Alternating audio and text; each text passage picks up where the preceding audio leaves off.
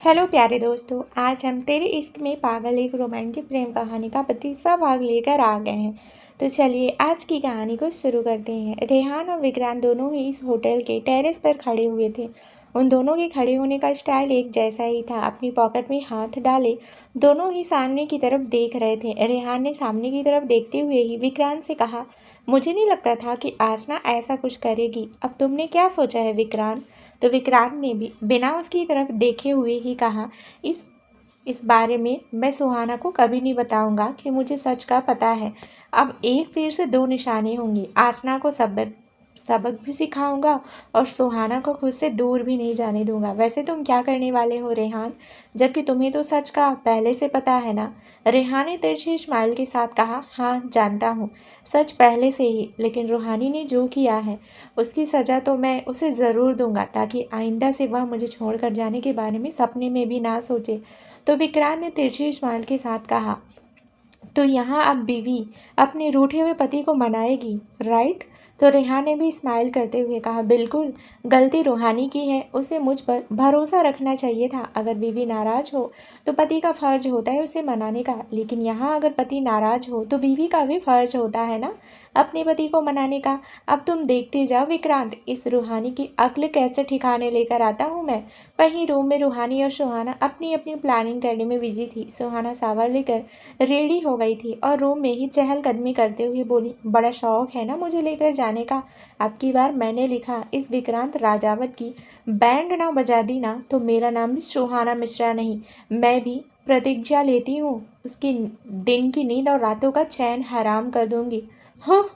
वहीं रूहानी भी मिरर के सामने रेडी होते हुए बोली, कर लो, तुम्हें जितनी मनमर्जी करनी है रेहान राठौर, और मैं भी रूहानी हूँ, तुम्हारा जीना हराम कर दूंगी और साथ में उस कमीनी का भी। फिर तुम खुद गिड़गिड़ाते हुए कहोगी कि रूहानी प्लीज़ मुझे डाइवोर्स दे दो, मुझसे तुम्हारे टॉर्चर सहन नहीं हो रहे हैं। अब यह तो वक्त ही बताएगा कि यहाँ कौन किसकी बैंड बजाता है और किसका जीना हराम करता है। रात के वक्त रूहानी और सुहाना दोनों ही गाड़ी के बाहर खड़ी हुई उस राठौर मैंसन को घूर रही थी। विक्रांत सुहाना के बगल में आकर खड़ा हुआ और कहा, यही खड़ी खड़ी इसे घूरती ही रहोगी या अंदर भी चलोगी? चलो, कहकर उसने सुहाना का हाथ पकड़ा और उसको खींचते हुए अंदर ले जाने लगा। वहीं रूहानी अपने हाथ बांधे उस मेंशन को देखते हुए कुछ सोच रही थी। तभी एकदम से हड़बड़ा गई, क्योंकि रेहान पहले उसके कानों की तरफ झुका और एकदम तेज आवाज में चिल्लाया, रूहानी, पूरी रात नहीं खड़े रहने पूरी रात यहीं खड़े रहने का इरादा है क्या? चलो अंदर। रूहानी ने अपने कान में उंगली डाल रगड़ते हुए कहा, अब क्या कान में खड़े होकर चिल्लाओगी क्या? चल रही हूँ ना अंदर, कहकर रूहानी ने गुस्से से रेहान को घूरा और दंदनाते हुए अंदर चली गई। रेहान ने अपना सिर नाम में हिलाया और कहा, तेवर तो इसके भी सही नहीं लग रहे हैं। चलो अब घर तो आ ही गई है, अब देखता हूँ कहाँ भागती है। सुहाना और रूहानी दोनों अभी मेन गेट तक आई ही थी, तभी उसे हॉल में बैठी हुई आसना नजर आई। रूहानी तो सबको इग्नोर कर गेस्ट रूम की तरफ बढ़ रही थी, लेकिन उससे पहले ही रेहान ने उसका हाथ पकड़कर उसे अपनी तरफ खींचा और कहा, लगता है 1 साल में तुम्हारा मेमोरी लॉस हुआ है। हमारा रूम यहाँ नहीं ऊपर है, चलो अब। तो रूहानी ने अपना हाथ छुड़ाने की कोशिश करते हुए कहा, मेरा रूम यही है, समझे? ऊपर के रूम में तो तुम्हारी वह कामनी रहेगी ना? तो रेहान ने स्माइल करते हुए कहा, जब वह कामनी इस घर में आ जाएगी ना तब वह मेरे साथ रह लेगी, लेकिन तब तक मैं तुमसे काम चला लूँगा, ठीक है? रेहान ने उसका हाथ कस कर पकड़ा और उसे खींचते हुए अपने साथ ले गया। वहीं आसना को देखकर सुहाना की आंखें छोटी हो गई और चेहरा गुस्से से तमतमा गया। उसने अपनी मुट्ठियां कसकर बंद की। तभी उसकी नज़र टेबल पर ही रखे फूड बास्केट में लगे हुए चाकू पर गई। वह दंदनाती हुई उस फ्रूट बास्केट के पास पहुंची और झटके से चाकू को एप्पल में से निकाल लिया। वहीं आसना घबराई हुई नज़रों से रूहानी को देख रही थी। रूहानी, सुहाना, सुहाना, यह तुम क्या कर रही हो? यह क्या कर रही हो तुम? और लग जाएगी, इसे नीचे करो। तो सुहाना अपने एकदम एकदम सुहाना एक एक कदम उसकी तरफ बढ़ाते हुए बोली, लगेगी मुझे नहीं, तुझे याचना। इससे मैं तेरे छोटे छोटे टुकड़े करके अपने मोहल्ले के कुत्तों में बांटूंगी। बहुत जीना हराम किया है ना तूने मेरा, मेरे पति के साथ मिलकर मुझे धोखा दिया ना। अब देखना कैसे इस घर में तुम्हारे खून की नदियां बहाती हूँ मैं। कहकर सुहाना जैसे ही उसके पास पहुंची, आसना जल्दी से सोफे की दूसरी तरफ भाग गई और उसे रोकते हुए बोली, देखो देखो सुहाना, ऐसा मत करो प्लीज़, ऐसा मत करो, मेरी बात तो सुनो। यह क्या कर रही हो तुम?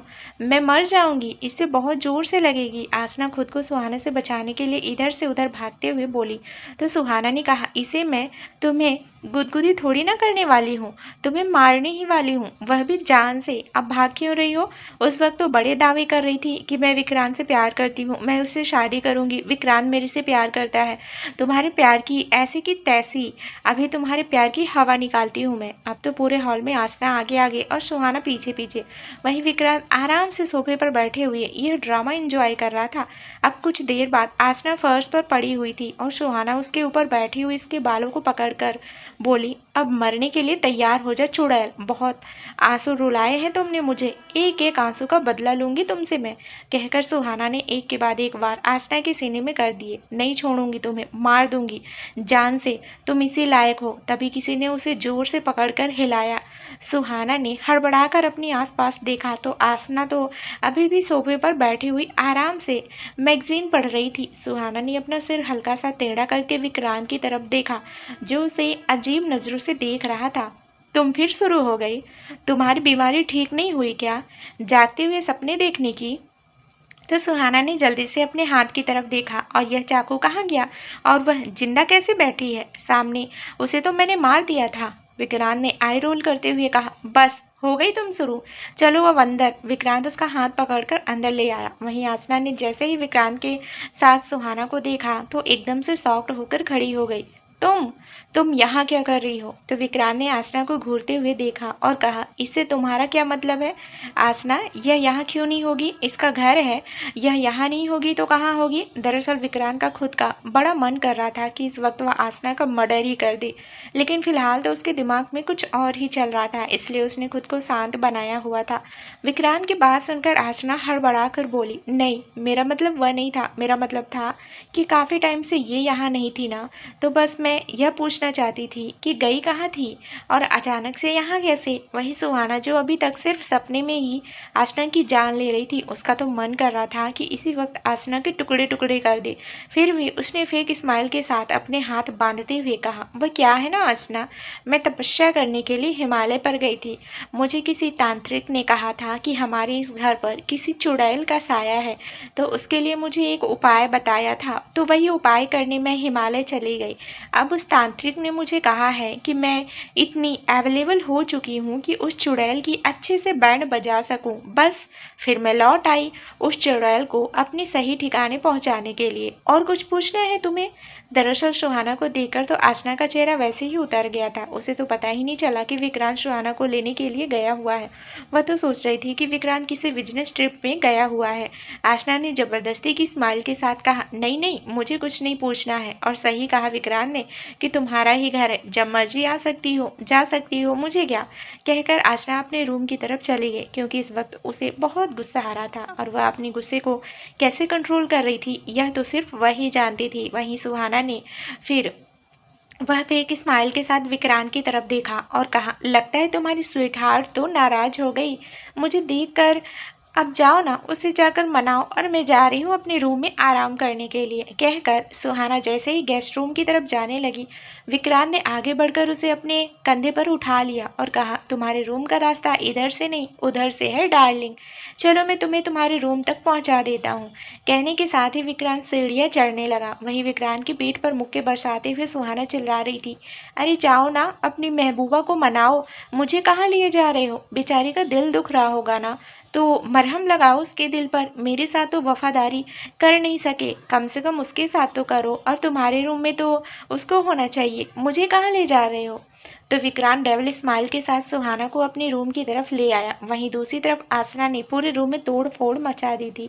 वह भी आंखों में आंसू भरे और लाल चेहरे के साथ मिरर में देखते हुए खुद से बोली, यह वापस कैसे आ गई? मेरा प्लान ऐसे फेल नहीं हो सकता। मैं यहाँ तक आकर पीछे नहीं मुड़ सकती। मैं नहीं हार सकती। उसे घर से जाना ही होगा। विक्रांत सिर्फ मेरा है, सिर्फ मेरा। कहने के साथ ही अपना सिर पकड़कर फर्श पर बैठ गई और जोर जोर से रोने लगी। रेहान ने रूहानी को बेड पर पटका और कहा, जाओ जाकर फ्रेश हो जाओ, मुझे कहीं और जाना है। तो रूहानी जल्दी से बेड से खड़े होते हुए उसके सामने आई और बोली, हाँ, उस कामनी से मिलने जाना होगा ना तुम्हें। तो रेहान ने कहा, उसका नाम उस कमीनी से मिलने जाना होगा ना तुम्हें। तो रेहान ने कहा, उसका नाम कामनी है। तो रूहानी ने तुनकते हुए कहा, हाँ तो एक ही बात है, और हरकतें तो कमीनियों वाली ही है और उसकी। तो तुम्हें बड़ा बुरा लग रहा है। तो रेहान ने उसकी तरफ झुकते हुए स्माइल करते हुए कहा, आफ्टर ऑल मेरी होने वाली बीवी है वो। यह बात तुम कैसे भूल जाती हो रूहानी। तो मुझे तो बुरा लगेगा ना। रेहान की बात सुनकर तो अंदर ही अंदर रूहानी को जैसे आग सी लग गई। उसने उस पर चिल्लाते हुए कहा, तो दे दो ना मुझे तलाक, कर लो ना उससे शादी, मुझे क्यों इस रूम में लेकर आए हो। कहने के साथ ही रूहानी जैसे ही रूम से बाहर जाने लगी, रेहान ने उसकी बाह पकड़कर उसे सामने किया और कहा, जब तक वो मेरी बीवी नहीं बन जाती तब तक तुम इसी रूम में रहोगी। फिर उसके बाद तुम्हें जिस भी रूम में जाना हो, रहना हो, तुम उस रूम में जा सकती हो, वह भी पूरे शौक से। दरअसल रेहान के दिमाग में भी कुछ और ही चल रहा था, पर वह रूहानी के सामने जाहिर नहीं करना चाहता था। रात का वक्त, एक अपार्टमेंट में रेहान एक सोफे पर किसी किंग की तरह बैठा हुआ भावहीन चेहरे के साथ सामने घुटनों के बल बैठी हुई कामनी को देख रहा था, जो सर झुकाए हुए बैठी हुई थी। रेहान ने थोड़ा आगे की तरफ झुकते हुए अपनी शर्त निगाहों से उसे घूरते हुए कहा, तुम्हें अच्छे से पता है ना कि तुम्हें क्या करना है। कामनी ने ऐसे ही सर झुकाए अपना सिर हाँ में हिलाया और कहा, हाँ, तुम जो कहोगे मैं वही करूँगी। तो रेहान ने तिरछी स्माइल के साथ कहा, इसी में तुम्हारी भलाई है, क्योंकि अब तक तुम जिंदा इसलिए हो ताकि मेरे काम आ सको, क्योंकि तुमने तुमने जो यह सारा रायता फैलाया है ना, इसे समेटना भी तुम्हें ही पड़ेगा। कामिनी ने अपनी नज़र उठाकर रेहान की तरफ देखा। उसकी आंखें इस वक्त नम थी और उन आंखों में एक डर भी समाया हुआ था। उसने रेहान से कहा, लेकिन क्या इसके बाद तुम मुझे जाने दोगे ना। तो रेहान वापस सोफे पर लीन होते हुए बोला, वह तो बाद की बात है कामिनी, कि तुम्हें मुझे जाने देना है या सीधा ऊपर ही पहुंचाना है, यह बातें तो बाद में तय करूंगा, पर फिलहाल तुम उतना ही करो जितना मैंने तुम्हें कहा है। कल ही मेरा ड्राइवर तुम्हें लेने के लिए आ जाएगा। कहने के साथ ही रेहान खड़ा हुआ और अपना कोट सही करते हुए बोला, और ज़्यादा चालाकी दिखाने की जरूरत नहीं है, वरना मैं काम पूरा होने का इंतजार भी नहीं करूंगा और उसी वक्त तुम्हारी सांसें तुम्हारी जिस्म से अलग कर दूंगा, समझी। कहकर रेहान जैसे ही जाने लगा, कामनी ने जल्दी से उसके पैरों को पकड़ लिया और गिड़गिड़ाते हुए बोली, मेरा सब कुछ तो छीन चुके हो रेहान, पर अब उसे मत छीनना, प्लीज़ उसे छोड़ दो। तो रेहान ने अपना सर टेढ़ा कर उसे देखा, फिर अपना एक घुटना फर्श पर टिका कर और दूसरे घुटने पर अपनी बाहें टिकाए कामनी के चेहरे को कसकर पकड़ा और उसे ऊपर करते हुए कहा, बड़ी फिक्र है तुम्हें उसकी, लेकिन यही सब जब तुम औरों के साथ करती हो तब तुम्हें महसूस नहीं होता है कि उन्हें भी यही तकलीफ सहन करनी पड़ी होगी। तुमने सोच भी कैसे लिया था कामिनी कि इतना सब कुछ करने के बाद यह रेहान राठौर तुम्हें इतनी आसानी से जाने देगा। अभी तो तुम्हें और भी बहुत कुछ भुगतना है। अगर तुम चाहती हो उसकी सांसें चलती रहे तो चुपचाप अपना काम करो। कहने के साथ ही रेहान ने उसका चेहरा झटक दिया और खड़े होकर वहां से बाहर निकल गया। कामनी वहीं फर्श पर बैठी हुई अपने आंसू बहा रही थी और शायद पछता भी रही थी अपने किए पर। रेहान रात को अपने रूम में आया तो उसे रूहानी कहीं नजर नहीं आई। उसने वॉशरूम बालकनी में भी चेक किया पर उसे रूहानी कहीं नजर नहीं आई। रेहान की मुठ्ठियां गुस्से से कस गई। यह लड़की इतनी जिद्दी क्यों है, एक बार में बात क्यों नहीं मान लेती मेरी। कहकर रेहान अपने रूम से बाहर निकल गया। वह समझ गया था कि रूहानी उसके बगल वाले रूम में ही होगी, इसलिए उसने जाकर सबसे पहले सर्वेंट से मास्टर की मंगवाई। पर सर्वेंट ने अपना सर झुकाते हुए कहा, वह मैम ने पहले ही मास्टर की अपने पास रख ली थी। यह बात सुनकर रेहान को बहुत गुस्सा आया। यह लड़की खुद को समझती क्या है। उसने सर्वेंट को वहां से जाने के लिए कहा और खुद उस रूम के बाहर आकर डोर नॉक करते हुए कहा, रूहानी ओपन द डोर। रूहानी ने अंदर से कोई जवाब नहीं दिया। अब बिना मास्टर की के वह डोर ओपन नहीं कर सकता था।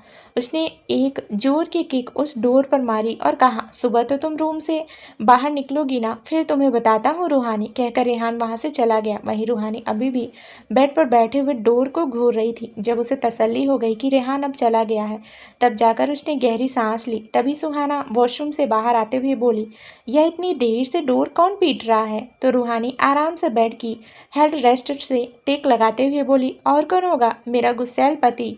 तो सुहाना ने कहा, क्या जीजू इतने गुस्से में थे कि इतनी जोर जोर से डोर पीट रहे थे? तो रूहानी ने कहा, और नहीं तो क्या, गुस्सा तो उनकी नाक पर चढ़ा रहता है, पर हर बार तो उनकी मनमर्जी नहीं चल सकती ना। और जो बात गलत है सो गलत है, मैं नहीं जाने वाली इनके रूम में। तो सुहाना ने भी आकर बेड पर पसरते हुए कहा, यही बात तो मैं अपने पति देव को समझाना चाह रही हूँ कि जो बात गलत है सो गलत है। अच्छा रूहानी, तुमने मास्टर की संभाल कर अपने पास रखी है ना? तो रूहानी ने कहा, डोंट वरी, वह मेरे पास ही है। फिर सुहाना ने कुछ सोचते हुए कहा, अब उनके पास कोई दूसरा जरिया तो नहीं होगा ना डोर ओपन करने का? तो रूहानी ने आराम से पिलो पर अपना सिर रखते हुए कहा, मास्टर की एक ही होती है और वह इस वक्त मेरे पास है, इसलिए तुम निश्चिंत होकर सो जाओ। अभी वह लोग सोए भी नहीं थे कि एक बार फिर से डोर पीटने की आवाज़ आई। सुहाना ने पिलो के अंदर अपना सिर घुसाते हुए कहा, हे भगवान, मेरा जबरदस्ती का पति भी आ गया, ये लोग सोने भी देंगे कि नहीं? तो रूहानी ने कहा, तुम इग्नोर मारो और सो जाओ। करीब 2 घंटे बाद अब जितना यह दोनों अपने अपने पतियों को हल्के में ले रही थीं, असल में यह दोनों नहीं जानती थी कि उनके पति कितने बड़े सरफिरे हैं। विक्रांत और रेहान दोनों ही अपने हाथ बांधे उस दरवाजे को गुस्से से घूर रहे थे। रेहान ने उस दरवाजे के लॉक को घूरते हुए देखा और विक्रांत से पूछा, तुम्हारी गन में साइलेंसर लगा हुआ तो है ना? तो विक्रांत ने अपनी गन को देखते हुए कहा, बिल्कुल, इन्हें पता भी नहीं चलेगा और हमारा काम हो जाएगा। एक ही बुलेट में इस लॉक के पर छक्के उड़ जाएंगे। तभी उनके पास से वीर आकर खड़ा हो गया और कहा, क्या तुम 2-3 दिन अपनी बीवियों से दूर नहीं रह सकते हो? यह क्या डाकुओं की तरह डकैती पर उतर आए हो? रेहान और विक्रांत दोनों ने ही वीर को घूरते हुए देखा और कहा, तुम्हारी बीवी तो तुम्हारे रूम में है ना, तो तुम यहाँ क्या कर रहे हो? वीर ने कहा, मैं तुम्हें इन स्टूपिड हरकतें करने से रोकने के लिए आया हूँ। पहले ही दोनों भड़की हुई हैं और उन्हें और गुस्सा क्यों दिला रहे हो तुम लोग? तो रेहान ने कहा, गुस्सा वह हमें दिला रही हैं, हम उन्हें नहीं दिला रहे हैं। तो वीर अपने हाथ बांध कर उनके सामने आते हुए कहा, तुम उन्हें देहरादून से यहाँ तक ले आए हो, अब उनके साथ यह ज़बरदस्ती क्यों कर रहे हो? उन्हें थोड़ा वक्त दो यार, उनके लिए भी ये सिचुएशन इतनी आसान नहीं है। तो विक्रांत ने कहा, उन्हें जितना वक्त लेना है ना, हमारे रूम में बैठ कर ले, ऐसे अलग अलग रूम में जाकर नहीं ले। तुम लोगों का ना यही है, रिजल्ट तुम लोगों को तुरंत चाहिए होता है, थोड़ा सा वेट नहीं कर सकते हो? चलो मेरे साथ, मुझे तुम दोनों से कुछ बात करनी है, कहकर वीर आगे बढ़ गया। लेकिन जब उसने महसूस किया कि विक्रांत और रेहान उसके पीछे नहीं आ रहे हैं, तो उसने मुड़कर उन दोनों की तरफ देखा जो अभी भी दरवाजे के बाहर खड़े थे।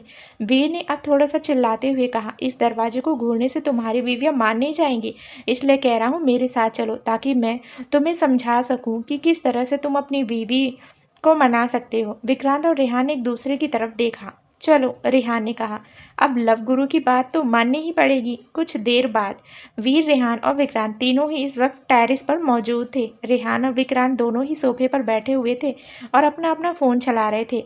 वहीं वीर इधर उधर चहलकदमी करते हुए उन्हें अपनी बात समझा रहा था। देखो, जैसे सिचुएशन उन दोनों के सामने रही है, उससे तो यार हर बीवी का ऐसे नाराज़ होना तो लाजमी है ना। अब तुम ज़बरदस्ती थोड़ी कर सकते हो कि तुम अपना गुस्सा छोड़ो और पहले की तरह रहो। तुम उनके बारे में भी सोचो कि वह दोनों जिस सिचुएशन से गुजरी हैं, उनके लिए भी इतना आसान नहीं है ना वह सब भूलना। तो विक्रांत ने अपनी नज़र अपने फ़ोन से हटाकर वीर की तरफ देखा और कहा, इसका मतलब यह तो नहीं है ना कि हम उन्हें खुद से दूर जाने दें?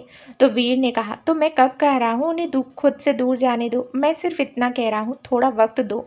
इस तरह ज़बरदस्ती अपने पास रख के तुम उन्हें खुद से कहीं ना कहीं दूर ही कर रहे हो। बेहतर होगा उन्हें थोड़ा सा स्पेस दो, ताकि उन्हें भी सोचने का और समझने का टाइम मिले।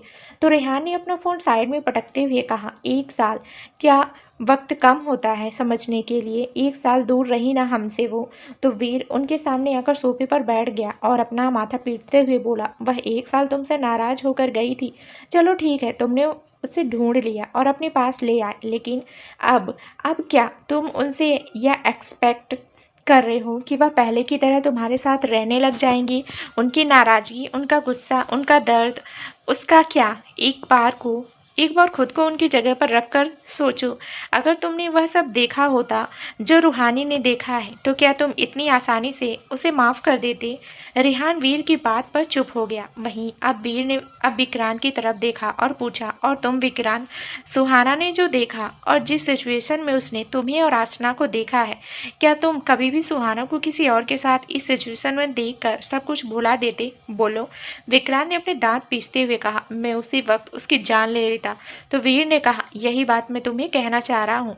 तो सोचो उस वक्त सुहाना की मेंटल कंडीशन कैसी रही होगी। उसके लिए वह सब भूलना इतना आसान नहीं है जितना आसान तुम समझ रहे हो। तो विक्रांत ने कहा, पर ऐसा कुछ भी नहीं हुआ था।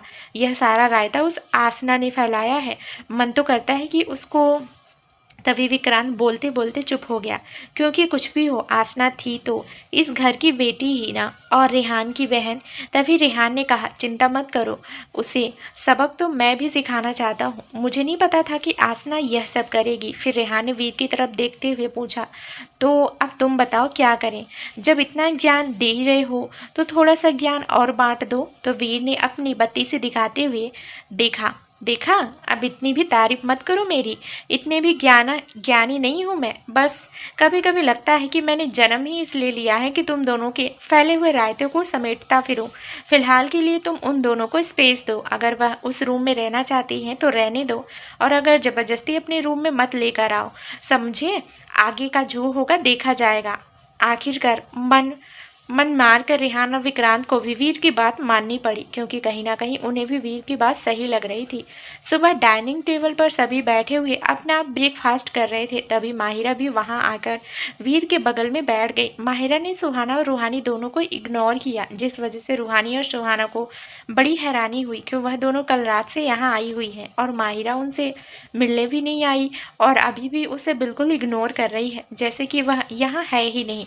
पर कहीं ना कहीं वह दोनों दोनों ही जानती थी कि माहिरा ऐसा क्यों कर रही है। तभी सुहाना की नज़र विक्रांत की नज़रों से मिली, जो खा जाने वाली नज़रों से उसे घूर रहा था। सुहाना ने भी अपनी आंखें छोटी कर उसे घूरा और एक फिर स्माइल दी और चुपचाप अपना नाश्ता करने लगी। वहीं रेहान ने नाश्ता करते हुए कहा, रूहानी, नाश्ता करने के बाद बाहर आ जाना, हमें कहीं जाना है। रूहानी ने पूरी तरह से रेहान की बात को इग्नोर किया और अपना नाश्ता करती रही।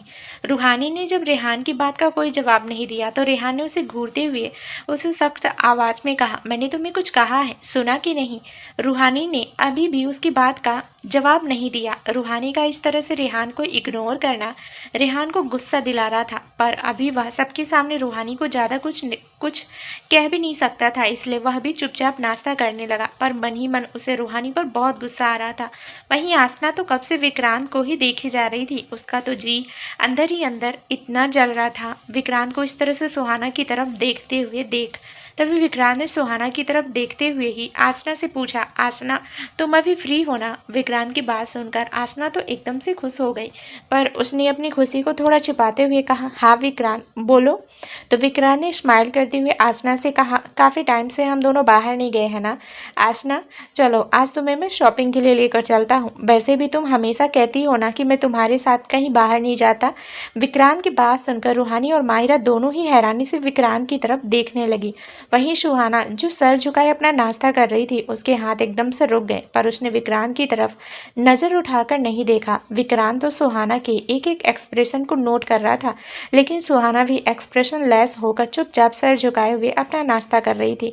वहीं वीर भी विक्रांत को हैरान नजरों से देख रहा था। वह मन ही मन बोला, अब यह करने क्या वाला है, चल क्या रहा है इसके दिमाग में? वहीं रेहान के चेहरे पर कोई भाव नहीं था। तभी विक्रांत ने स्माइल करते हुए सभी से कहा, मुझे आप लोगों से एक बात करनी थी, बहुत ज़रूरी। तो रेहान ने विक्रांत की तरफ देखते हुए पूछा, हाँ बोलो बोलो ना, क्या ज़रूरी बात करनी है? तो विक्रांत ने कहा, जैसा कि आप सभी को पता है कि सुहाना मेरे साथ नहीं रहना चाहती है और यह मुझसे डाइवोर्स भी चाहती है, तो मैं सोच रहा हूँ कि मैं सुहाना को डाइवोर्स दे दूँ, क्योंकि ज़बरदस्ती हम किसी को अपने साथ रखने के लिए मजबूर नहीं कर सकते हैं। विक्रांत का यह कहना था कि तभी सुहाना ने शॉक्ड होकर विक्रांत की तरफ देखा। हाँ, उसने गुस्से में आकर विक्रांत से यह बात जरूर कह दी थी कि उसे डाइवोर्स चाहिए, लेकिन अब विक्रांत खुद से यह बात कह रहा है तो सुहाना को अपने अंदर ही अंदर कुछ टूटता हुआ सा महसूस महसूस हुआ। उसने अपना चेहरा वापस नीचे झुका लिया, जैसे जताना चाहती हो कि उसे इस बात से कोई फर्क नहीं पड़ रहा हो। लेकिन उसने टेबल के नीचे अपने एक हाथ की मुट्ठी कसकर बांध ली अपने इमोशंस कंट्रोल करने के लिए, लेकिन वह ऐसा नहीं कर पा रही थी। इसलिए वह अपनी चेयर से खड़े होते हुए बोली, मुझे कुछ काम है तो मैं अपने रूम में जा रही हूँ। कहकर सुहाना जैसे ही वहाँ से जाने लगी तभी विक्रांत ने उसे रोकते हुए कहा, अरे सुहाना, कहाँ जा रही हो? दूसरी न्यूज भी तो सुनती जाओ। सुहाना ने बिना पीछे पलटे ही विक्रांत से कहा, मुझे कोई इंटरेस्ट नहीं है तुम्हारी किसी भी न्यूज में। तो विक्रांत अपनी चेयर से खड़ा हुआ और सुहाना के सामने आकर उसकी आंखों में देखते हुए बोला, कमाल है सुहाना, मैं तो वही कर रहा हूँ ना जो तुम चाहती हो। तो पूरी बात सुने बिना तुम ऐसे उठकर कैसे जा रही हो? अब तुम्हें यह न्यूज़ तो सुनकर ही जाना पड़ेगा। वहीं आसना के मन में फूट रहे थे लड्डू, क्योंकि विक्रांत ने इतने वक्त बाद पहली बार उसे खुद से कहीं बाहर ले जाने की बात की थी, वह भी सुहाना के सामने। विक्रांत ने सुहाना की आंखों में देखते हुए ही कहा, तो दूसरी गुड न्यूज यह है कि मैं बहुत ही जल्द आसना के साथ एंगेजमेंट करने वाला हूँ, क्योंकि जो बात कई साल पहले अधूरी रह गई थी अब मैं उसे पूरी करना चाहता हूँ। और वैसे भी तुम्हें तो यही लगता है ना कि मैं आज भी आसना से प्यार करता हूँ, तो सोच रहा हूँ कि तुम्हारी बात सच कर दूँ। तो सुहाना, कैसी लगी है गुड न्यूज़? अब यह तो सुहाना ही जानती थी कि उसने अपने आंसुओं को कैसे अपनी आंखों में रोका हुआ था, और अपने आंसू को रोकने की वजह से उसकी आंखें अब लाल हो रही थी। लेकिन उसने अपनी आंखों से एक भी आंसू बहने नहीं दिया और अपने मन को मजबूत करते हुए कहा, तो एडवांस में बधाई भी ले लो विक्रांत। और वैसे भी जिसे तुम प्यार करते हो ना, तो तुम्हें उसी के साथ रहना चाहिए, ना कि किसी ऐसे इंसान को ज़बरदस्ती अपने पास बांध के रखना चाहिए जो तुम पर भरोसा ही ना करता हो। कहकर सुहाना ने एक नज़र आसना की तरफ देखा और फेक स्माइल के साथ कहा, कांग्रेचुलेशन आसना, जो तुम चाहती थी वह तुम्हें मिल गया। कहने के साथ ही सुहाना ने अपने कदम सीढ़ियों की तरफ बढ़ा दिए। अब सुहाना की आंखों में रुके हुए आंसू बहकर बाहर आने लगे, इसलिए उसने पलटकर एक बार भी किसी की तरफ नहीं देखा, क्योंकि वह नहीं चाहती थी कि उसके बहते हुए आंसुओं को विक्रांत देखे और यह समझे कि उसे अंदर ही अंदर कितना बुरा लग रहा है। सुहाना ने भले ही अपने आंसुओं को विक्रांत से छुपा लिया हो, लेकिन सुहाना की आंखों में उमड़ आए इमोशंस विक्रांत की नज़र से छुप ना सके। वह समझ गया था कि सुहाना को कितना बुरा लग रहा है। तब तक वह सुहाना को वहाँ से जाते हुए देखता रहा, जब तक सुहाना उसकी आंखों से ओझल नहीं हो गई। तभी रूहानी गुस्से से विक्रांत के सामने आकर खड़ी हुई और बोली, तुम ऐसा कैसे कर सकते हो विक्रांत? पहले का तुमने कम दुख दिया है सुहाना को, जो और भी देना चाहते हो?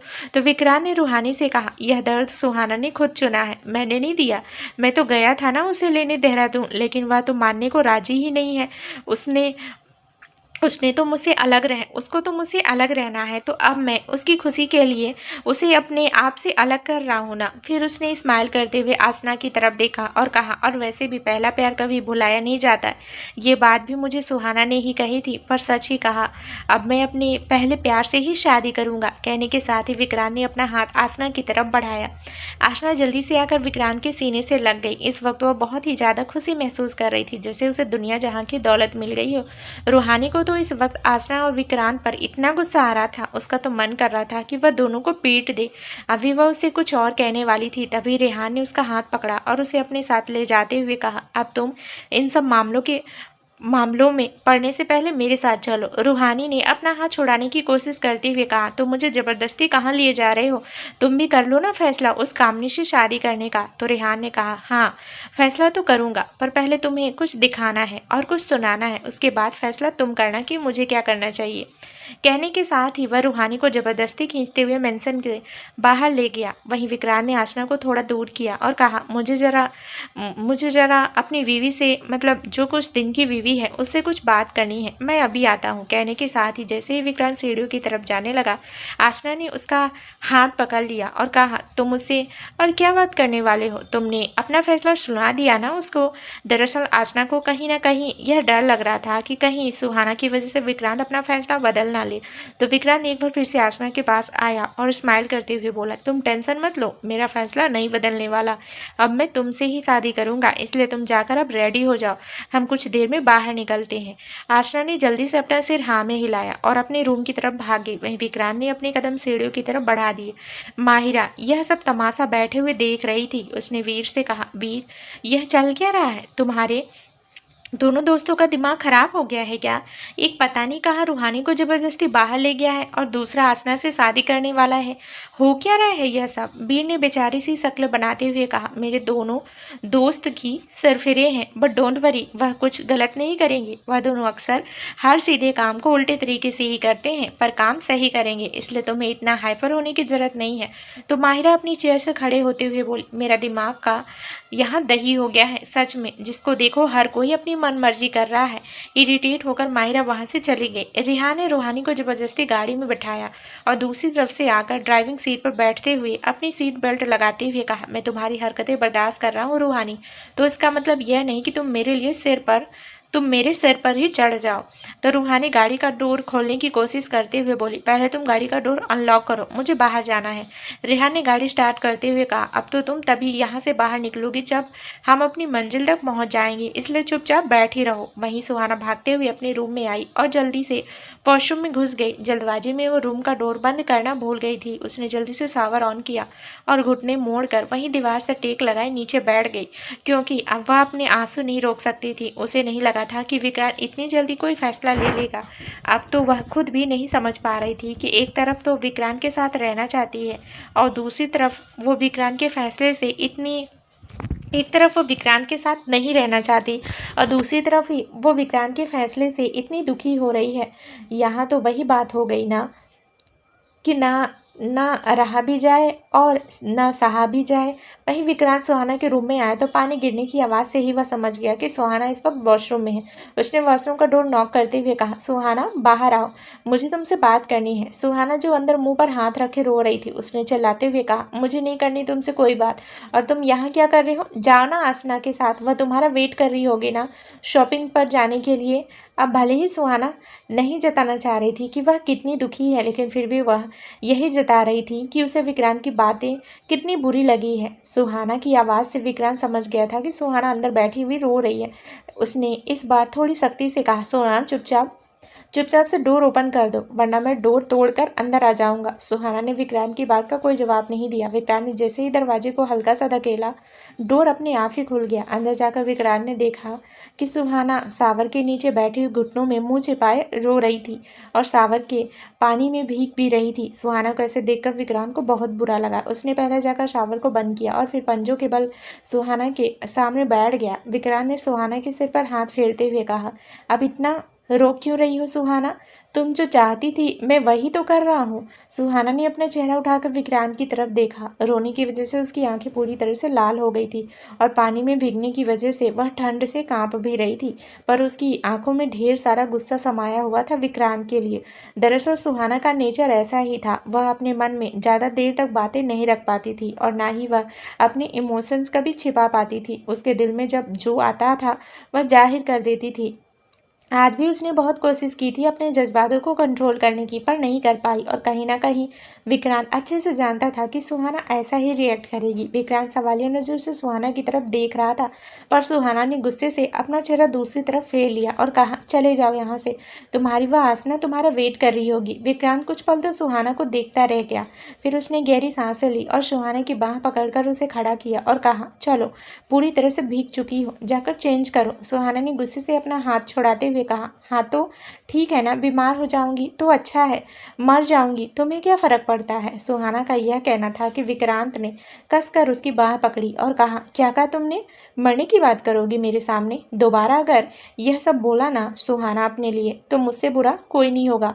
तुम्हें मरने की भी परमिशन नहीं है। सुहाना ने उस पर चिल्लाते हुए कहा, और तुम्हें धोखा देने की परमिशन है ना? तुम जो मर्जी आए कर सकते हो, लेकिन मैं यह नहीं कर सकती, मैं वह नहीं कर सकती। क्यों विक्रांत, क्यों? विक्रांत ने एक बार फिर से खुद को शांत किया और सुहाना को कसकर अपनी बाहों में भर लिया। सुहाना अब उसकी पकड़ से छूटने के लिए और भी ज़्यादा एफर्ट लगा रही थी, पर विक्रांत ने उसे नहीं छोड़ा और वह ऐसे ही उसे अपनी बाहों में भर कर खड़ा रहा। दरअसल सुहाना को इस वक्त बहुत गुस्सा आ रहा था और वह किसी तरह से अपना गुस्सा बाहर निकालना चाहती थी। उसे बर्दाश्त नहीं हो रहा था यह सब, और विक्रांत भी इस बात को समझ रहा था, इसलिए वह सुहाना को बहुत ही प्यार से हैंडल करना चाहता था। यह जानता था कि वो इस वक्त कितनी तकलीफ में है, क्योंकि कहीं ना कहीं वह खुद को भी उसकी जगह रखकर इमेजिन कर सकता था कि इस वक्त सुहाना क्या महसूस कर रही होगी।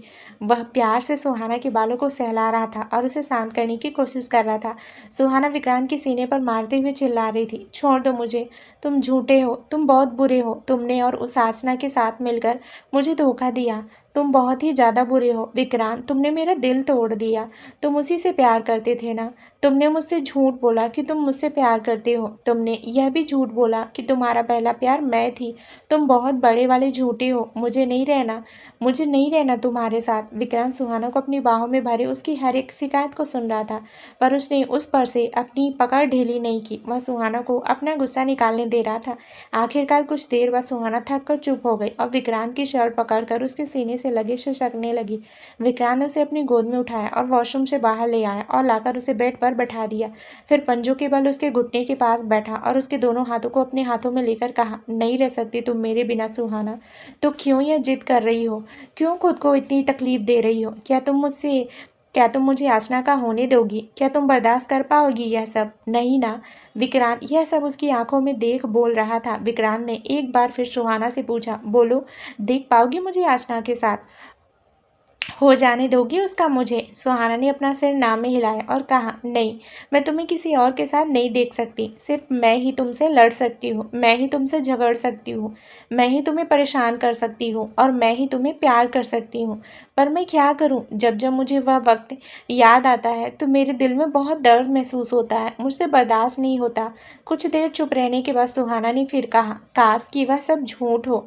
काश काश मैंने कोई बुरा सपना देखा हो। पर वह बुरा सपना नहीं था विक्रांत, मैंने खुद देखा था। उस वक्त तुम दोनों की। कहते कहते सुहाना चुप हो गई और एक बार फिर से जोर से रोने लगी। विक्रांत ने उसके बगल में बैठकर उसका सिर एक बार फिर से अपने सीने में लगा लिया और कहा, कुछ नहीं हुआ था उस दिन सुहाना, कुछ भी नहीं। मैंने कहा ना, जब से तुम मेरी जिंदगी में आई हो मैं किसी और लड़की को उस नज़र से देखा ही नहीं। तो भला मैं आसना के करीब कैसे जा सकता हूँ? बल्कि मुझे तो कुछ भी याद नहीं है कि उस वक्त आसना रूम में थी भी कि नहीं। क्या तुम्हें आसना की बात पर ज़्यादा भरोसा करोगी कि मेरी? बोलो। कहने के साथ ही विक्रांत ने सुहाना को खुद से थोड़ा दूर किया और उसके चेहरे को अपने हथेली में भरते हुए कहा, बोलो, तुम्हें अपने प्यार पर भरोसा है या फिर उस आसना पर? सुहाना ने बड़ी मासूमियत से जवाब दिया, मुझे अपने प्यार पर भरोसा है, तुम पर, उस आसना पर नहीं। सुहाना की बात सुनकर विक्रांत के फेस पर स्माइल आ गई। फिर उसने उसके आंसू को अपने अंगूठे से साफ करते हुए कहा, तो अब जो मैं कह रहा हूँ उसे ध्यान से सुनो कि उस दिन क्या हुआ था। सुनोगी ना? सुहाना ने धीरे से अपना सिर हाँ में हिलाया। फिर विक्रांत ने कहा, उस दिन पूरा दिन मैं मीटिंग में बिजी था और मेरे कुछ क्लाइंट्स मुझे मेंशन में मिलने के लिए आए थे। इस वजह से मैं उस मेंशन गया हुआ था। मीटिंग काफ़ी देर तक चली थी और पूरा दिन मीटिंग की वजह से मैं काफ़ी थक भी चुका था, इसलिए मैं शाम के वक्त थोड़ा आराम करने के लिए अपने रूम में चला गया। थकान ज़्यादा थी इसलिए मैंने शावर ले लिया और जाकर बस सीधा अपने बेड पर सो गया। लेकिन उसके बाद 11 बजे के करीब मेरी नींद खुली तो मैं इस मेंशन आ गया और यहाँ आकर मुझे पता चला कि तुम घर पर ही नहीं आई हो। मुझे तो ये समझ नहीं आ रहा कि इन सब में आसना कहाँ से आ गई। तो सुहाना ने कहा, पर उस दिन आसना तो तुम्हारे रूम में थी। मैंने खुद उस दिन तुम्हारे पास आई थी वहाँ पर तुमसे मिलने के लिए और तुमने ही तो मुझे मैसेज करके वहाँ बुलाया था। मैंने खुद आसना को वहाँ देखा था तुम्हारी शर्ट में। विक्रांत ने कहा, जरूर इन सब में कोई बहुत बड़ी गड़बड़ है और वह गड़बड़ आसना ने ही की है, क्योंकि मैंने तुम्हें कोई मैसेज नहीं किया था। अब उस दिन क्या हुआ था यह बात तो आसना ही बता सकती है। पर आसना भला मेंशन करने क्या गई थी? ना मैंने उसे बुलाया और मैंने उसे नहीं बुलाया वहाँ पर, और भला मैं बुलाऊंगा भी क्यों उसे वहाँ? तो सुहाना ने कुछ सोचते हुए कहा, और जो मैंने देखा वह सब? तो विक्रांत ने उसे समझाते हुए कहा, कई बार कानों सुना और आंखों देखा भी गलत हो सकता है सुहाना। ज़रूरी नहीं है वह चीज़ जैसी वैसे ही हो जैसी हमें नज़र आ रही हो। हम शायद सिक्के का एक पहलू देख रहे होते हैं, दूसरा पहलू देखना अभी बाकी है। उस दिन तुम भी ऐसे बिना बताए चली गई। तुम मुझसे बात तो करती, भले मुझसे लड़ती झगड़ती गुस्सा करती, पर ऐसे बिना बताए तो नहीं जाना था ना। तो सुहाना ने कहा, पर उस दिन जो मैंने देखा ना विक्रांत, तो मेरे दिमाग ने काम करना बंद कर दिया। तुम सोच भी नहीं सकते उस वक्त मैं क्या महसूस कर रही थी। अच्छा ठीक है, तो अब ज़्यादा मत सोचो और सच क्या है इसका पता मैं लगा कर रहूँगा। फिलहाल तो तुम वही करना जो मैं तुम्हें करने के लिए कह रहा हूँ, ताकि हमें सच का पता चले, ठीक है ना? विक्रांत ने सुहाना की आंखों में देखते हुए कहा। सुहाना ने भी अपना सिर हाँ में हिलाया और कहा, ठीक है, और अगर उस आसना ने कुछ गड़बड़ की है ना विक्रांत, तो मैं पक्का उसकी जान ले लूंगी। तो विक्रांत ने हंसते हुए उसके बाल बिगाड़ते हुए कहा, ठीक है बाबा, तुम उसकी जान ले लेना, पर अब प्लीज़ अपनी वह 440 वोल्ट की स्माइल तो दिखा दो। बहुत दिन हो गए तुम्हारे फेस पर वह स्माइल देखे हुए। विक्रांत की बात सुनकर सुहाना के फेस पर स्माइल आ गई। फिर कुछ सोचते हुए सुहाना ने कहा, पर वह आसना क्या अभी यह बात मानेगी? तो विक्रांत ने कहा, सुहाना तो विक्रांत ने सुहाना को पकड़कर अपनी गोद में बिठाया और कहा, मानेगी? अरे 36 बार मानेगी।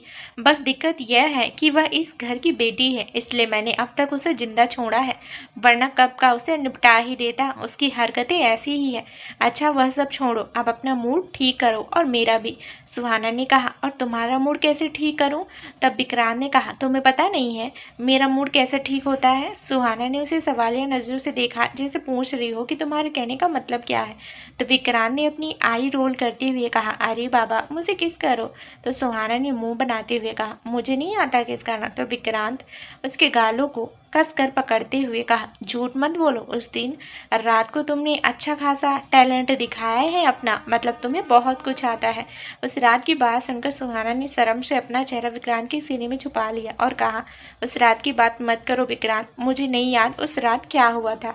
सुहाना को ऐसे शर्माता देखकर विक्रांत के फेस पर भी स्माइल आ गई। उसने सुहाना का चेहरा ऊपर किया और खुद ही उसके होठों पर अपने होठ रखों से किस करने लगा। वहीं आसना नीचे हॉल में ही इधर से उधर बेचैनी से चहलकदमी कर रही थी और उसकी नजरें भी बार बार सीढ़ियों की तरफ जा रही थी। एक दो बार उसका मन हुआ कि वह खुद ही ऊपर चली जाए, लेकिन यह अभी विक्रांत को नाराज नहीं करना चाहती थी, इसलिए इतनी मुश्किल से तो विक्रांत उससे शादी करने के लिए माना था, और कहीं उससे नाराज होकर वह उसे शादी के लिए मना कर दे, यह सोचकर ही आसना ने अपने मन को समझा लिया था। लेकिन उसे अंदर ही अंदर यह डर भी सताया जा रहा था कि कहीं सुहाना और विक्रांत के बीच की गलतफहमियां दूर न हो जाए, वरना उसका सारा किया कराया में पानी चला जाएगा। लेकिन तभी उसे सीढ़ियों से विक्रांत नीचे आता हुआ नजर आया और उसके पीछे ही सुहाना, जिसके चेहरे पर इस वक्त गुस्सा नजर आ रहा था। विक्रांत उससे थोड़ा आगे था, इसलिए सुहाना उसके पीछे आते हुए उस पर चिल्लाते हुए बोली, तुमने ऐसा सोच भी कैसे लिया कि मैं तुम्हारे साथ शॉपिंग पर जाऊंगी? तो विक्रांत ने बिना उसकी तरफ देखे एक तिरछी स्माइल के साथ कहा, मत भूलो सुहाना कि तुम अभी भी मेरी बीवी हो, चाहे कुछ दिनों के लिए ही सही, इसलिए तुम्हें मेरे ऑर्डर मानने ही होंगे, इसलिए चुपचाप अपना मुंह बंद रखो और हमारे साथ शॉपिंग पर चलो। कहने के साथ ही विक्रांत आसना के पास आकर खड़ा हो गया। विक्रांत ने आसना को ऊपर से नीचे तक देखा और स्माइल करते हुए कहा, तुम तैयार हो गई आसना? गुड, तुम वाकई में मेरी काफ़ी अच्छी बीवी बनोगी, जो एक ही बार में मेरी सारी बातें मान लेती हो। विक्रांत की बात सुनकर आसना की फेस पर स्माइल आ गई, लेकिन उसे अंदर ही अंदर बुरा लग रहा था कि विक्रांत अपने साथ सुहाना को भी लेकर जाने वाला है। तो उसने फीकी स्माइल के साथ कहा, सुहाना हमारे साथ क्या करेगी विक्रांत? और वैसे भी वो नहीं आना चाहती तो मत आने दो ना उसे। अब तक सुहाना भी नीचे आ गई थी और उसने अपनी कमर पर हाथ रखकर आसना को घूरते हुए देखा और कहा, ओह, तो तुम नहीं चाहती हो कि मैं तुम्हारे साथ जाऊं? अब तो मैं पक्का तुम दोनों के साथ जाऊंगी। आसना ने सुहाना से कहा, देखो सुहाना, मुझे पता है तुम विक्रांत से बहुत गुस्सा हो, और ठीक है मैं यह भी मानती हूँ कि तुम्हारा दिल कहीं ना कहीं दुखा है, लेकिन अब तुम भी इस बात को एक्सेप्ट कर लो कि विक्रांत और मैं बहुत जल्दी एक साथ होने वाले हैं, और ऐसा तो हमेशा से होना ही था। तो बेहतर होगा विक्रांत से थोड़ा दूर ही रहो। तो सुहाना ने अपने हाथ बांधते हुए एक स्माइल के साथ कहा, तुम मुझे नहीं बताओगी आसना कि मुझे क्या करना चाहिए और क्या नहीं? जब विक्रांत मेरा पति होते हुए भी तुम मुझसे दूर ना रह पाई, तो तुम होती कौन हो मुझे यह बताने वाली कि मैं अपने कुछ दिनों के पति से दूर रहूं? फिर उसने एक नज़र विक्रांत की तरफ देखा और कहा, मैं बाहर तुम्हारा वेट कर रही हूँ, अपनी इस होने वाली दुल्हनिया को लेकर बाहर पहुँचो। कहकर सुहाना बाहर निकल गई। आसना तो क्या क्या सोच कर बैठी कि उसे विक्रांत के साथ कुछ वक्त अकेले में टाइम स्पेंड करने को मिलेगा, लेकिन यहाँ सुहाना भी उसके साथ जाने वाली थी।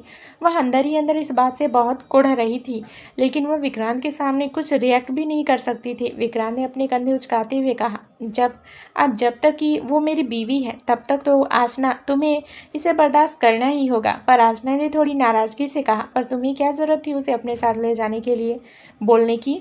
तो विक्रांत ने उसके कंधों पर पकड़ा और प्यार से कहा, वह क्या है ना, इसने मुझे बहुत परेशान किया है। अब जाहिर सी बात है हमारा रिश्ता ही कुछ दिन का है, तो इन कुछ दिनों में मैं इसे अच्छे से परेशान करना चाहता हूँ, ताकि यह भी याद रखे कि इसने किससे पंगा लिया है। फिलहाल तुम वह सब छोड़ो, चलो बाहर चलते हैं। कहकर उसने आसना का हाथ पकड़ा और उसे बाहर खींचते हुए ले गया। सुहाना आराम से फ्रंट सीट पर बैठी हुई अपना फ़ोन चला रही थी। आसना ने इस बात पर ध्यान नहीं दिया और उसने जैसे ही फ्रंट सीट का डोर ओपन किया तो सुहाना को फ्रंट सीट पर बैठे हुए देखकर एक बार फिर उसका चेहरा उतर गया। अब उसने थोड़ा गुस्से से कहा, तुम यहाँ क्यों बैठी हो? सुहाना, जाकर पीछे बैठो। तो सुहाना ने एक बार फिर से फेक स्माइल के साथ कहा, क्यों? क्या तुम्हें बार बार याद दिलाना पड़ेगा कि मैं अभी भी विक्रांत की बीवी हूँ? तो मैं तो यहीं बैठूंगी। तो आसना ने अपने गुस्से को थोड़ा दबाते हुए कहा, पर तुम शायद यह भूल रही हो कि कुछ दिनों में मेरी विक्रांत से शादी होने वाली है, तो इसलिए अब तुम्हें पीछे बैठने की आदत डालनी चाहिए। तो सुहाना ने एक अंगड़ाई लेते हुए कहा, मेरा मूड नहीं है पीछे जाकर बैठने का। तुम्हें अगर बैठना है तो बैठो, वरना कैब बुक करके आ जाना, पर मैं तो यहीं बैठूंगी। आसना को तो मन कर रहा था कि वह सुहाना का हाथ पकड़कर उसे बाहर निकाल दे, लेकिन फिर वहीं जाकर सुई अटक जाती थी। उसे विक्रांत के सामने अपनी इमेज अच्छी करनी है, इसलिए यहाँ भी वह उसको अपना मन मारना पड़ा। और वैसे भी उसने एक बार विक्रांत की तरफ भी देखा कि शायद विक्रांत सुहाना को खुद पीछे जाने के लिए कहेगा, लेकिन विक्रांत तो आराम से ड्राइविंग सीट पर आकर बैठ गया और अपनी सीट बेल्ट लगाने लगा, जैसे उसे कोई परवाह ही नहीं थी। अब मन मारकर आसना को पीछे की सीट पर जाकर बैठना पड़ा। सुहाना ने रियर मिरर व्यू से आसना को देखा और मन ही मन कहा, यह तो बेटा शुरुआत है, तुम आगे आगे देखो। यह जो तुम हिंदी सीरियल की वैम्प की तरह साजिश रचती फिरती हो ना, मैंने इसकी हवा ना निकाल दी ना, तो मेरा नाम भी सुहाना विक्रांत राजावत नहीं। हाँ, वहीं विक्रांत को तो मन ही मन बड़ी हंसी आ रही थी सुहाना की यह औसम एक्टिंग देखकर। उसने मन ही मन अपनी बीवी को इस बात के लिए शाबाशी भी दी। रेहान की गाड़ी एक फार्म हाउस पर आकर रुकी। रूहानी अभी भी मुंह फुलाए गाड़ी के अंदर बैठी हुई थी। वह गुस्से की वजह से रेहान से कोई बात भी नहीं कर रही थी। रेहान ने अपनी तरफ का डोर ओपन किया और रूहानी की तरफ आकर डोर ओपन कर उसका हाथ पकड़कर उसे बाहर निकाला। रूहानी अपना हाथ छुड़ाने की कोशिश करते हुए बोली, अब यह कहाँ लेकर आए हो तुम मुझे? कुछ बता भी नहीं रहे हो, करना क्या चाहते हो आखिर? रेहान ने उसकी बात का कोई जवाब नहीं दिया और उसे खींचकर अंदर ले जाने लगा। कुछ देर बाद एक हॉल में आकर उसने रूहानी का हाथ छोड़ दिया। रूहानी अपने हाथ की कलाई मसलते हुए गुस्से से रेहान को देख रही थी। रेहान एक सोफे पर एक पैर पर दूसरा पैर चढ़ाए बैठ गया और रूहानी से कहा, खड़ी मत रहो, बैठ जाओ। रूहानी ने कहा, मुझे नहीं बैठना, मुझे घर जाना है। तो रेहान ने कहा, अब तो तुम यहाँ से तभी जाओगी जब मैं खुद तुम्हें जाने दूंगा, इसलिए चुपचाप बैठ जाओ। लास्ट की बात रेहान ने थोड़ी गुस्से और सख्ती से कहा, जिस वजह से रूहानी तुरंत ही सोफे पर बैठ गई और उस हाल को देखने लगी। कुछ देर की चुप्पी के बाद रेहान ने कहा, वैसे मैं यह तो जानता था रूहानी कि तुम्हारा ऊपरी माला खाली है, और तुमने मेरी इस सोच को सही भी साबित कर दिया। रेहान की बात सुनकर रूहानी ने उसे घूरते हुए कहा, तुम ऐसा कैसे बोल सकते हो? और सही कहा, मेरा ऊपरी माला खराब ही है, जो मैंने तुम पर भरोसा कर लिया। कहने के साथ ही रूहानी मुंह फेर कर दूसरी तरफ बैठ गई। रूहानी की हरकत इस तरह देखकर रेहान को अभी थोड़ा गुस्सा आ रहा था। अब उसे उसकी शक्ल देखकर हंसी आ रही थी, क्योंकि रूहानी बिल्कुल किसी बच्चे की तरह नाराज हो रही थी। पर फिर भी उसने अपने फेस को सख्त बनाए रखा। उसने अपनी पॉकेट से फ़ोन निकाला और किसी को एक मैसेज कर दिया। मैसेज करने के कुछ मिनट बाद ही उसके आदमी कामनी को पकड़कर अंदर ले आए। कामनी को वहाँ देखकर रूहानी की आंखें हैरानी से बड़ी हो गई। उसने कन्फ्यूजन से रेहान की तरफ देखा और कहा, तो क्या तुम मुझे इससे मिलवाने के लिए लेकर आए हो, या तुम भी विक्रांत की तरह मुझे डिवोर्स देकर इससे शादी करने वाले हो? बोलो।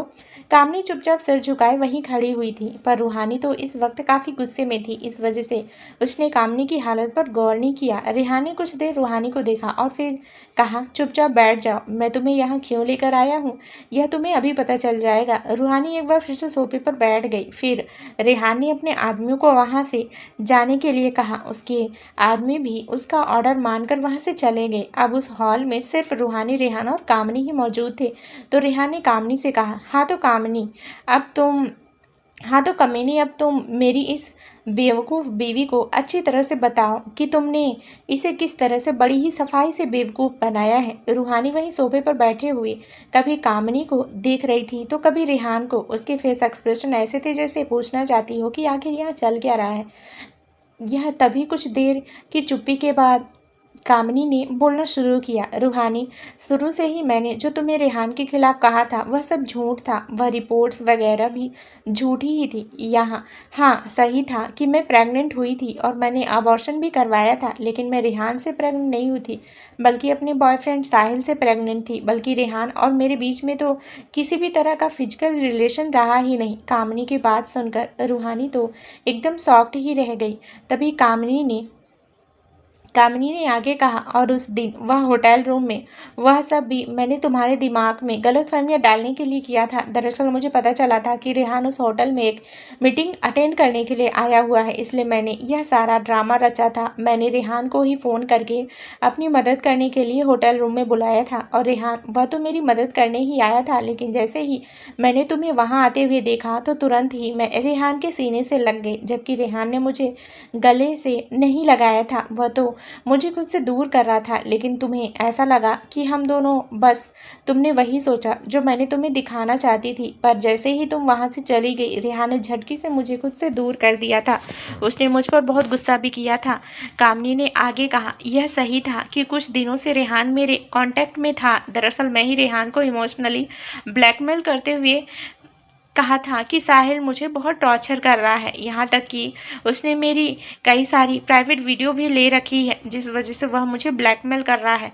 तो बस इसी सिलसिले में मैंने रेहान से मदद मांगी थी, और इसलिए रेहान मुझसे सिर्फ 1 या 2 बार ही मिला था, और उसी वक्त के फ़ोटो मैंने तुम्हें सेंड कर दिए।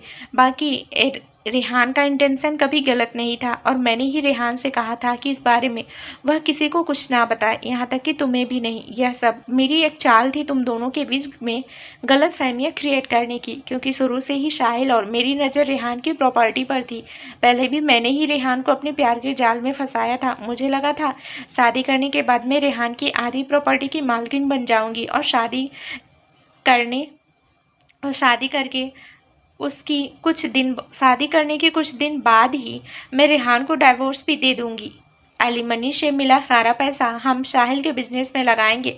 लेकिन तुम्हारे आने से सब कुछ गलत हो गया। मुझे माफ़ कर दो रूहानी, मेरी वजह से इतना सब कुछ हो गया। रूहानी शॉक्ड होकर कामनी की बातें सुन रही थी। इतना सब बताने के बाद कामनी चुप हो गई। फिर कुछ देर बाद उसने रेहान से कहा, रेहान, तुमने मुझे कहा था कि मैं अगर रूहानी को सब सच बता दूंगी तो तुम साहिल को छोड़ दोगे। अब प्लीज़ उसे छोड़ दो। तो रेहान ने एक नज़र रूहानी की तरफ देखा और फिर कामनी से कहा, मेरे आदमी तुम्हें और तुम्हारे उस आशिक को एयरपोर्ट पर छोड़ देंगे। इसके बाद तुम हमेशा के लिए इंडिया से बाहर रहोगी, और अगर मुझे पता चला कि तुम और तुम्हारा वह आशिक दोबारा इंडिया आ चुके हैं या आ गए हो, तो वह दिन तुम दोनों की ज़िंदगी का आखिरी दिन साबित होगा, समझी। तभी रेहान के आदमी आए और कामनी को पकड़कर बाहर ले गए। वहीं रूहानी तो अभी भी शॉक्ड बैठी हुई थी। उसे अंदर ही अंदर इस बात का भी बुरा लग रहा था कि उसने गुस्से में जाकर रेहान से कितना कुछ नहीं कह दिया, जबकि रेहान सच में उसे ही प्यार करता है और उसने रेहान पर शक किया। अब तो वो शर्म की वजह से रेहान से नज़रें भी नहीं मिला पा रही थी, इसलिए वो अपना सिर झुकाए बैठी रही। वहीं रेहान कुछ देर तक तो रूहानी को देखता रहा और फिर बोला, हाँ तो रूहानी, अब तो मुझे बताओगी कि तुम्हारी इस गलती की मैं तुम्हें क्या सज़ा दूँ। रूहानी ने सजगते हुए रेहान की तरफ देखा और धीरे से और रुआसी आवाज़ में कहा, तुम मुझे इसके लिए सज़ा दोगे रेहान। जबकि कामनी ने यह सब इस तरह से मेरे सामने रखा था कि मैं ना चाहते हुए भी उन सभी बातों पर भरोसा करने लगी। और जब मैंने तुम्हें उस होटल रूम में देखा था तो फिर मुझे कुछ समझ नहीं आया कि मैं क्या करूं। तो रेहान ने कहा, अगर मेरी जगह तुम होती रूहानी, तब भी तुम यही बात कहती, और तुमने मेरी बजाय उस रूहानी की, उस कामिनी की बातों पर भरोसा किया। इसके बारे में मैं पहले ही तुम्हें सब कुछ बता चुका था कि कामिनी और मेरे बीच में कभी कोई फिजिकल रिलेशन नहीं रहा, यहाँ तक कि हम दोनों के बीच आज तक एक किस तक नहीं हुई थी। लेकिन तुमने अपने पति पर भरोसा करने की बजाय किसी बाहर वाली पर भरोसा किया। अब मुझसे कह रही हो कि तुम सज़ा की हकदार नहीं हो। रूहानी को कहीं ना कहीं रेहान की बात सही भी लग रही थी, इसलिए उसने सर झुकाकर कहा, तो मुझे जो सज़ा दोगे मुझे मंजूर है। रूहानी की बात सुनकर रेहान ने थोड़ी सख्त आवाज़ में कहा, चुपचाप मेरे सामने आओ और घुटनों के बल बैठो। रूहानी किसी आज्ञाकारी बच्चे की तरह अपनी जगह से खड़ी हुई और घुटनों के बल रेहान के सामने बैठ गई। उसने अभी भी अपना सर झुकाया हुआ था क्योंकि वो रेहान से नजरें नहीं मिला पा रही थी। रेहान थोड़ा सा उसकी तरफ झुका और उसकी चिन को अपनी उंगली से ऊपर की तरफ किया। उसकी झुकी हुई नज़रों को देखकर रेहान ने कहा, मेरी तरफ देखो रूहानी। रूहानी की आंखें नम हो गई थी। उसने अपनी नम आंखों से रेहान की आंखों में देखा, पर रेहान रूहानी को इतनी आसानी से माफ़ करने वाला नहीं था। रेहान ने उसकी आंखों में देखते हुए कहा, रेहान के पास किसी गलती की माफ़ी नहीं होती है रूहानी, चाहे वह कोई भी हो। तुमने गलती की है, तुम्हें इसकी सज़ा ज़रूर मिलेगी और अब तुम मुझे कन्विंस करोगी खुद को माफ़ करने के लिए, और यह कैसे करोगी यह तुम जानो। रूहानी ने रोनी सी सूरत बनाते हुए कहा, रेहान मैं तुमसे माफ़ी मांग तो रही हूँ, क्या तुम मुझे माफ़ नहीं करोगे? और तुम मेरी सिचुएशन भी तो समझो ना। तो रेहान ने उसके गालों को कसकर पकड़ते हुए कहा, और तुमने मेरी सिचुएशन समझी रूहानी? बिना किसी गलती के तुमने मुझ पर इल्ज़ाम लगा दिया, वह भी किसी बाहर वाले के कहने में आकर। यही भरोसा करती थी मुझ पर? बोलो। रेहान की बात पर रूहानी चुप हो गई। रेहान ने झटके से उसके चेहरे को छोड़ा और वापस सोफे पर लीन होते हुए बोला, गलती करने की हिम्मत की है तो उसकी सज़ा भुगतने की भी हिम्मत रखो रूहानी। फिर वो सोफे से खड़ा हुआ और अपना कोट ठीक करते हुए बोला, मैं बाहर गाड़ी में तुम्हारा वेट कर रहा हूँ, जल्दी आओ। कहकर रेहान वहाँ से बाहर चला गया। रूहानी अब सिर झुकाए सुबकने लगी। अब उसे खुद पर बहुत गुस्सा आ रहा था कि वो ऐसे कैसे कामनी की बातों में आ सकती है, जबकि कहीं ना कहीं वह भी जानती थी कि कामनी कितनी शातिर औरत है। पर उसने भी सोच लिया था कि वह रेहान को मना कर ही रहेगी, चाहे इसके लिए उसे कुछ भी करना पड़े। उसने अपने हाथों से अपने आंसू पोंछे और खड़ी होकर वह भी बाहर चली गई। रात को डिनर के बाद सुहाना और आसना दोनों ही विक्रांत के साथ घर वापस लौट रही थी। सुहाना आगे ही बैठी हुई थी और आसना पीछे बैठी हुई भिनभिना रही थी। वो अंदर ही अंदर बहुत कुढ़ रही थी, क्योंकि जैसा उसने सोचा था वैसा बिल्कुल भी नहीं हुआ, क्योंकि सुहाना ने उसकी अच्छी खासी बैंड बजाई थी। गाड़ी आकर मेंशन के गेट में रुकी तो आसना गुस्से में बाहर निकली और जोर की आवाज के साथ डोर बंद कर अंदर चली गई। वहीं सुहाना ने तिरछी स्माइल के साथ आसना को जाते हुए देखा और फिर विक्रांत की तरफ देखते हुए कहा, तुम्हारी होने वाली नई दुल्हनिया बुरा मान गई। तो विक्रांत जो अपनी सीट बेल्ट खोल रहा था, उसने सुहाना की तरफ देखा और उसके गाल पिंच करते हुए कहा, मुझे नहीं पता था कि तुम इतनी ज़्यादा खतरनाक हो। क्या हालत की है आज तुमने उस बेचारी की। आज की शॉपिंग वो सारी ज़िंदगी याद रखने वाली है। तो सुहाना ने भी बत्ती से दिखाते हुए कहा, यह टैलेंट तो मुझ में हमेशा से था, इसलिए कोई मुझे ऐसे छेड़ता है ना तो मैं उसे छोड़ती नहीं हूँ। और उसकी जो हरकतें हैं ना अभी तक, देखो कैसे जीना हराम करती हूँ मैं इसका। कहकर सुहाना जैसे ही डोर ओपन कर बाहर जाने लगी तभी विक्रांत ने उसका हाथ पकड़कर उसे अपने करीब किया और कहा, अभी कहाँ जा रही हो? तो सुहाना ने कहा, क्यों, अब क्या सारी रात इस गाड़ी में रहने का इरादा है? तो विक्रांत ने उसे खींचकर अपनी गोद में बैठा लिया और उसकी कमर थामते हुए कहा, सोच रहा हूँ कि आज एक रोमांटिक नाइट इस गाड़ी में स्पेंड की जाए। तुम क्या सोचती हो? सुहाना ने उसे खुद से दूर करने की कोशिश करते हुए कहा, अभी ऐसा कुछ सोचना भी मत। जब तक इस आचना नाम की बला को इसकी सही जगह नहीं दिखा देती, मैं तुमसे दूर ही रहने वाली हूँ। सुहाना का यह कहना विक्रांत को अच्छा नहीं लगा। उसने सुहाना के गालों को कसकर पकड़ा और कहा, तुम्हें उसके साथ जो करना है करती रहना, पर मुझसे दूर रहने की बात मत करो, समझी? 1 साल दूर रही हो ना मुझसे, काफ़ी था। मुझे 1 साल की कसर भी तो निकालनी है। विक्रांत की बात सुनकर सुहाना ने अपनी पलकें झपकाते हुए उसे देखा और फिर पूछा, मतलब? तो विक्रांत ने एक तिरछे स्माइल के साथ कहा, चलो बेडरूम में अच्छे से मतलब समझाता हूँ अपने तरीके से। सुहाना समझ गई कि विक्रांत क्या कहना चाहता है। वह अब और भी ज़्यादा एफर्ट लगा रही थी उसे खुद से दूर करने के लिए। उसने विक्रांत का हाथ अपने गालों से हटाया और जैसे ही उसकी गोद से उठने लगी, विक्रांत ने उसे और कसकर पकड़ लिया और कहा, तुम्हें लगता है सुहाना कि अब मैं तुम्हें खुद से दूर जाने दूंगा? सुहाना ने विक्रांत से कहा, विक्रांत मैं अभी तुम्हारे रूम में कैसे आ सकती हूँ? आसना को शक नहीं हो जाएगा कि हम दोनों के बीच झगड़ा नहीं है और हमारा पैचअप हो गया है? विक्रांत ने अपनी एक आईब्रो चढ़ाते हुए कहा, तुमने क्या मुझे बेवकूफ़ समझा हुआ है? सुहाना, आसना क्या पूरी रात हमारे रूम के बाहर पहरा देने वाली है? तो सुहाना ने कहा, वो ऐसी ही है, मैंने खुद कई बार उसे देखा है तुम्हारे रूम के बाहर भटकती आत्मा की तरह भटकते हुए। अब हटो, पता चले वो वापस यहाँ आ गई जासूसी करने के लिए कि कहीं हम दोनों आपस में लैला मजनू वाला गेम तो नहीं खेल रहे हैं। कहने के साथ ही सुहाना उसकी गोद से उठ गई और डोर ओपन कर बाहर आ गई। विक्रांत ने अपनी आई रोल करते हुए कहा, यह लड़की भी ना पता नहीं इन सब से बचने के लिए हमेशा बहाने ढूंढती रहती है। फिर उसने तिरछी नज़रों से सुहाना को अंदर जाते हुए देखा तो जल्दी से भागते हुए अंदर जा रही थी और एक डबल स्माइल के साथ कहा, रहोगी तो अब तुम मेरे रूम में ही, उस आसना को तो मैं देख लूँगा। तभी उसका फ़ोन रिंग करने लगा। उसने फ़ोन पिक करके अपने कान पर लगाया और सामने वाले की बात सुनकर सिर्फ इतना कहा, ठीक है मैं अभी पहुंच रहा हूं, कहकर उसने फ़ोन डिस्कनेक्ट किया और गाड़ी ड्राइव कर वहां से निकल गया। तो क्या नया ट्विस्ट होगा आगे इस कहानी में, ये जानने के लिए इस कहानी का अगला भाग जरूर सुनें, जो बहुत ही जल्दी चैनल पर प्रसारित कर दिया जाएगा। धन्यवाद दोस्तों।